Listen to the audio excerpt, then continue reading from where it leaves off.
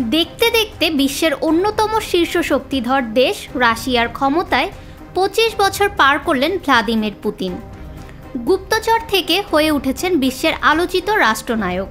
1999 সালে তৎকালীন president Boris ইয়েলতসিনের পদত্যাগের পর ভারপ্রাপ্ত প্রেসিডেন্টের দায়িত্ব পান তিনি। বর্তমান সময়ে এসে জনমনে প্রশ্ন উঠছে, এই 25 বছরে রাশিয়ার জন্য কি করলেন পুতিন? শুধুই কি যুদ্ধলিপ্ত দেশ হয়েছে রাশিয়া, নাকি রাশিয়ার জনগণের আপনজন হয়েছেন পুতিন? 1999 সালের 31শে ডিসেম্বর সংবাদ মাধ্যমগুলোতে ব্রেকিং এলো, পদত্যাগ করছেন রুশ প্রেসিডেন্ট বরিস ইয়েলতসিন। মুহূর্তেই ছড়িয়ে পড়ে প্রেসিডেন্টের পদত্যাগের খবর। বরিস সবসময় বলতেন মেয়াদ শেষ হওয়া পর্যন্ত ক্ষমতায় থাকবেন, কিন্তু সেদিন রাশিয়ার জনগণকে জানালেন তিনি তার সিদ্ধান্ত বদলেছেন। ইয়েলতসিনের পদত্যাগের পর রুশ সংবিধান অনুযায়ী প্রধানমন্ত্রী পুতিন অস্থায়ী প্রেসিডেন্টের দায়িত্ব পান। এর 3 মাস পর তিনি নির্বাচনে জয়লাভ করেন।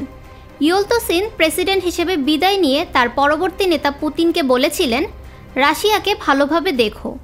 রাশিয়ার ক্ষমতায় গত 31শে ডিসেম্বর 25 বছর পার করলেন ভ্লাদিমির পুতিন। রাজনৈতিক বিশ্লেষকদের মতে পুতিনের ভবিষ্যৎ রাশিয়ার উপর কীভাবে প্রভাব ফেলবে তা অনেকাংশেই যুদ্ধের পরিণতি এবং চলমান চ্যালেঞ্জগুলো মোকাবেলার উপর নির্ভর করবে।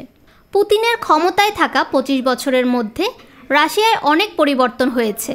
একদিকে তিনি সোভিয়েত ইউনিয়ন ভাঙনের পর রাশিয়ার অর্থনৈতিক স্থিতিশীলতা ফিরিয়ে এনেছেন এবং বিশ্ব দরবারে রাশিয়াকে মাথা তুলে দাঁড় করিয়েছেন। অন্যদিকে তার নেতৃত্বে ইউক্রেন আক্রমণ একটি মারাত্মক ভুল বলে প্রমাণিত হয়েছে।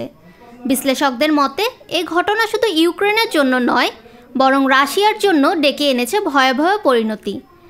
পাশাপাশি পশ্চিমাদের থেকে আরও বিচ্ছিন্ন হয়ে পড়েছে দেশটি। পুতিন মনে করেন তিনি রাশিয়ার সার্বভৌমত্ব রক্ষা করে দেশ স্বাধীন রেখেছেন, তবে তার সিদ্ধান্তে রাশিয়া ব্যাপক অর্থনৈতিক চাপ এবং সংকটের মুখোমুখি হয়েছে, যার মধ্যে রয়েছে নিষেধাজ্ঞা, মুদ্রাস্ফীতি সহ বিভিন্ন ক্ষতি। পুতিন ছোটবেলা থেকেই খুব দুরন্তপনা ছিলেন। সহপাঠীদের সঙ্গে নিত্যদিন ঝগড়া মারামারি লেগেই থাকতো তার। এমনকি অপরাধ জগতও পা বাড়িয়েছিলেন, তৈরি করেছিলেন কিশোর গ্যাং। অপরাধ জগৎ থেকে বের করে আনতে পরিবার থেকে তাকে ব্যস্ত রাখা হয় বিভিন্ন খেলাধুলায়, ভর্তি করে দেওয়া হয় জুডো ক্লাসে। এই কৌশল পরে খুব কাজে লেগেছিল। কে জানতো স্কুলে মারামারি করে বেড়ানো ছেলেটা একদিন বিশ্বনেতা হবে। ফাহমিদা বিনতে আনোয়ার, নিরপেক্ষ নিউজ ডেস্ক, ঢাকা।